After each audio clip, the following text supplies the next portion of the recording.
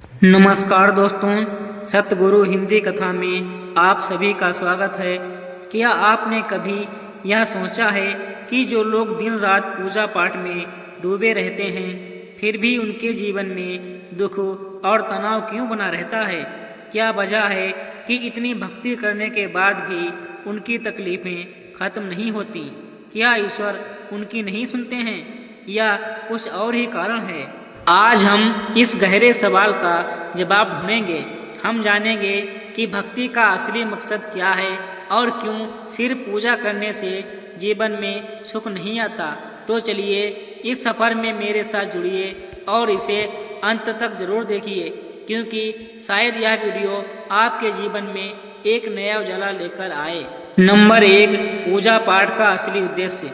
दोस्तों, सबसे पहले हमें यह समझना होगा कि पूजा पाठ का असली उद्देश्य क्या है। पूजा का मतलब केवल मंत्र पढ़ना, घंटा बजाना या दीपक जलाना नहीं है। पूजा का असली मकसद है अपने भीतर ईश्वर को महसूस करना, अपने मन को शांत करना और बुरे विचारों से मुक्ति पाना। लेकिन अगर पूजा सिर्फ एक आदत बन जाए, एक कर्म कांड बनकर रह जाए, तो वह आपको कभी शांति नहीं दे सकती। ऐसे में पूजा एक बोझ की तरह लगने लगती है। एक व्यक्ति घंटों पूजा कर रहा है, लेकिन उसका चेहरा उदासी और चिंता से भरा हुआ है। क्या आपने ऐसे लोग देखे हैं जो रोज घंटों पूजा करते हैं फिर भी छोटी छोटी बातों पर गुस्सा कर बैठते हैं? क्या यह सच्ची भक्ति हो सकती है? भक्ति का मतलब है मन की स्थिरता, प्रेम, शांति, ना कि गुस्सा और अशांति। नंबर 2, कर्म और भक्ति का संतुलन। दोस्तों, हमारे धर्म ग्रंथों में बहुत स्पष्ट कहा गया है कि पूजा पाठ के साथ साथ सही कर्म भी जरूरी है। दोस्तों, भगवान से प्रार्थना करना अच्छा है, लेकिन अगर आप अपने कर्तव्यों को नज़रअंदाज करेंगे तो क्या सिर्फ प्रार्थना आपके जीवन की हर समस्या सुलझा देगी? भगवान श्री कृष्ण ने गीता में भी कहा है, कर्म किए जा, फल की चिंता मत कर। लेकिन अगर कोई सिर्फ पूजा करता है और अपने जीवन के जरूरी कर्मों को छोड़ दे तो जीवन में मुश्किलों का आना तय है। एक किसान पूजा कर रहा है लेकिन खेत में काम नहीं करता, उसकी फसल खराब हो जाती है। भगवान आपकी मदद तभी करते हैं जब आप खुद अपनी मदद के लिए तैयार हो जाते हैं।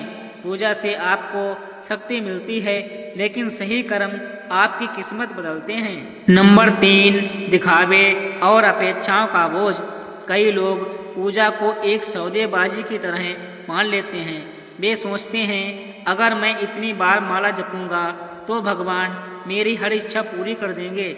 लेकिन जब ऐसा नहीं होता है तो वे टूट जाते हैं, निराश हो जाते हैं। एक व्यक्ति शिवलिंग पर जल चढ़ा रहा है और मन ही मन नौकरी की प्रार्थना कर रहा है। कुछ समय बाद जब उसकी इच्छा पूरी नहीं होती तो वो हताश हो जाता है। दोस्तों, ईश्वर को प्रसन्न करने के लिए सच्चा समर्पण चाहिए, दिखावा नहीं। अगर आप सही कर्म करेंगे तो फल जरूर मिलेगा। भक्ति का मतलब है विश्वास, ना कि सौदेबाजी। नंबर 4, मानसिक दबाव और थकान। पूजा का उद्देश्य है मन को शांत करना, लेकिन जब पूजा एक अनिवार्य जिम्मेदारी बन जाती है तो यह मानसिक थकावट और दबाव का कारण बन सकती है। लोग डरने लगते हैं कि अगर एक दिन पूजा नहीं की तो शायद कुछ बुरा हो जाएगा। यह डर उनके जीवन में और भी तनाव बढ़ा देता है। एक महिला रोज सुबह 4 बजे उठकर पूजा करती है, लेकिन थकी हुई और चिड़चिड़ी रहती है। दोस्तों, भक्ति का मतलब है आनंद, ना कि थकावट। अगर आपकी पूजा आपको खुशी नहीं देती तो शायद आपको अपना तरीका बदलने की जरूरत है। नंबर 5, भक्ति में अधूरी समझ।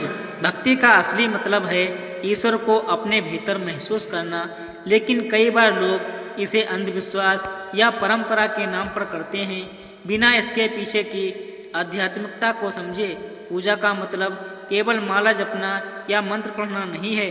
पूजा का मतलब है प्रेम, करुणा और ईश्वर की उपस्थिति को महसूस करना।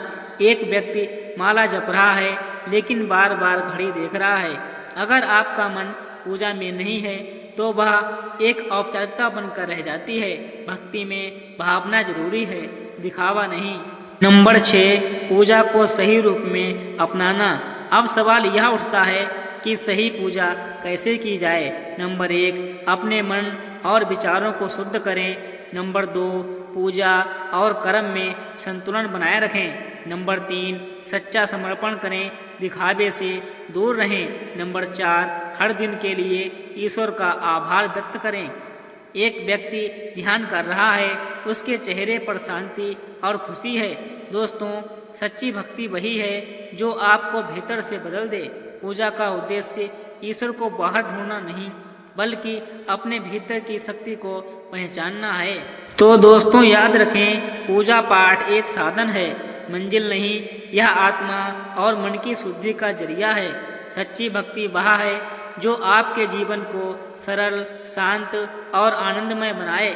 अगर आपको यह वीडियो अच्छा लगा हो तो वीडियो को लाइक और शेयर जरूर करें और हमारे चैनल को सब्सक्राइब कर दें। फिर मिलेंगे एक नए विषय के साथ। तब तक खुश रहिए, शांत रहिए और सच्ची भक्ति में लीन रहिए।